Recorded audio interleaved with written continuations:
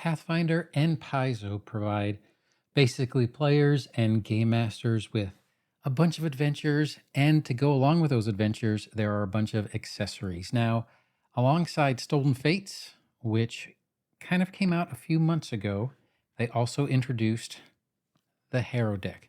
Now, these very recently kind of got in the hands of the people who ordered them, including myself, and I just wanted to kind of cover what these are and possibly what you could do with them.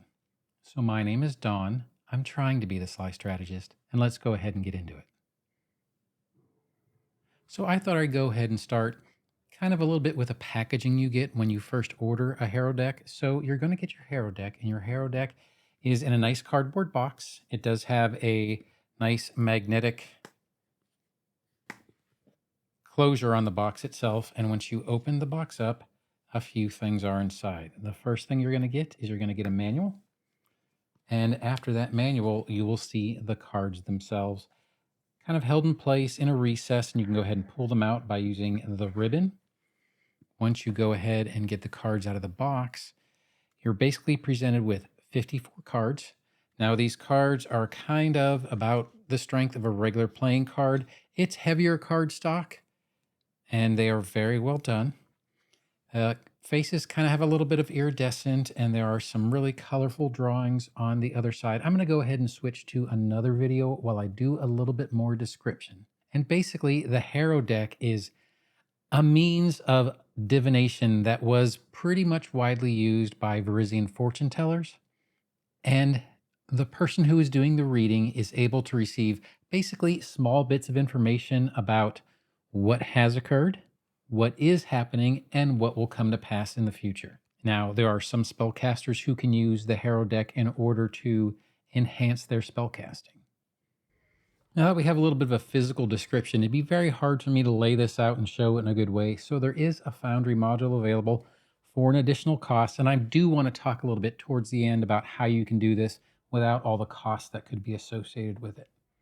But I'm going to go ahead and move into Foundry now with the Foundry module for the Harrow Deck.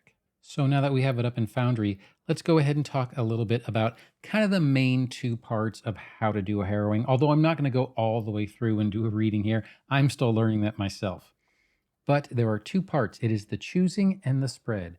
So during the choosing, basically whoever is the person who is getting the reading would phrase whatever knowledge, whatever information they're seeking in the form of a single question and decide which of the 6 abilities suit that question. And here in the Foundry module, you can go ahead and select the suit or leave it as any if you don't specifically know. But to kind of go a little bit into it, hammers are strength, keys are dexterity, the shield is constitution, books are intelligence, star is wisdom, crown is charisma. Since we're doing Crag here, let's go ahead and select hammers. And let's go ahead and look at the layout. Now, this layout is typically called the tapestry. So you would basically first select a subject card, and we'll do that in a second, which is a type of reading in and of itself. And then we'll kind of describe the grid. So you basically have 3 columns and 3 rows. So the columns are past, present, and future, and the 3 rows are positive, unclear, or negative. So you kind of have 9 different grid elements to look at depending on what kind of information you're trying to find. So when you hit begin reading, you can go ahead and choose a card for that particular character.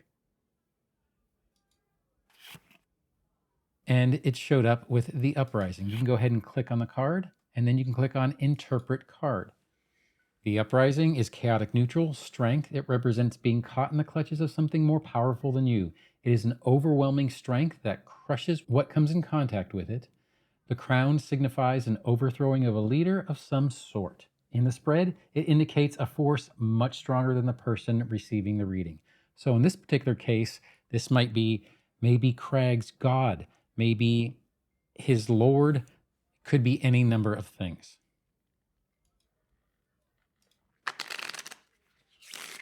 Then we could go back to kind of look at a tapestry. So we'll go ahead and reset that up and go ahead and begin reading again.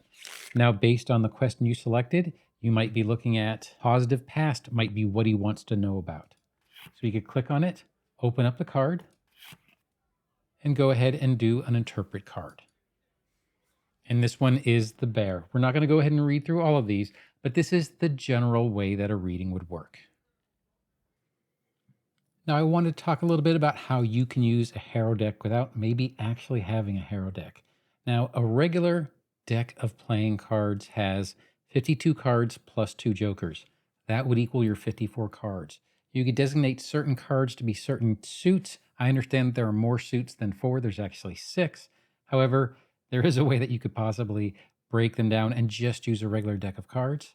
But the best information I found is actually on Pathfinder Wiki. So there is, and I'll include these links in the description, but there is a brief description of the Harrow deck.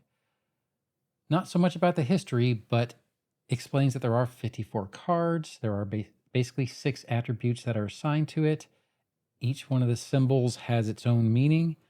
Talks a little bit about some unique Harrow decks, some alternate uses, as well as a little bit about performing a Harrow deck. But the other big piece of information I kind of wanted to give you is this one here, which is a list of the Harrow cards. So you can use this to designate which cards in your playing card deck relate to a regular Harrow deck. This is particularly useful, once again, if you don't want to spend the cost on an actual Harrow deck and you just want to use something you might already have in order to assist. It does include all the cards, as well as a description of the cards themselves, what they would read, and what they could possibly mean. It goes all the way down through all the cards that do exist. Now, we're going to go ahead and mess around with these a little bit for the next few days and kind of try and create a little bit more content to understand exactly how these fit in and what you can do with it. But I do hope you enjoyed this video up to this point. There are a bunch of things that you can do with a Harrow deck. They are a beautiful set of cards that I think I'm going to enjoy, and I'll go ahead and share that with you guys. Now, I do hope you enjoyed this video, and if you did, feel free to like, subscribe, or hit that notification bell. But whatever you do, I hope you have a great day and happy adventuring. Thanks.